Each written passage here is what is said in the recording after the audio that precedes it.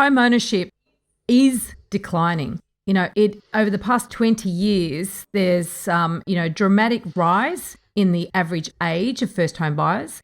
There's a decline of 70% of Australians owning their own home down to 66%.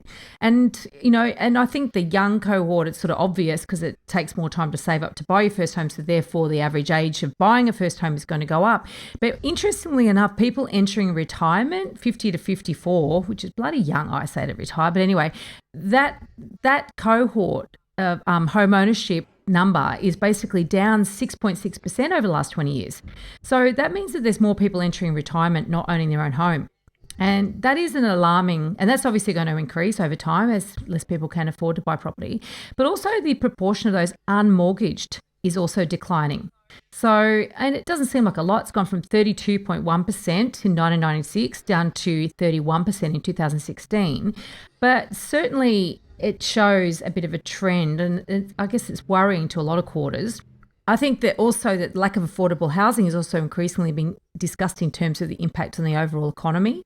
So, you talk about long commutes in urban areas, inability to recruit staff in some regional areas, economic productivity.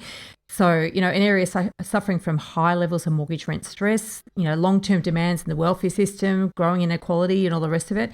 So it's quite well accepted that it's a problem. It's so deeper than a lot of people who have got a property, they sort of switch off, right? Because you're focused on your own little sort of house, and most voters have actually got property. We talk here, it's 2 in 3 have got an asset.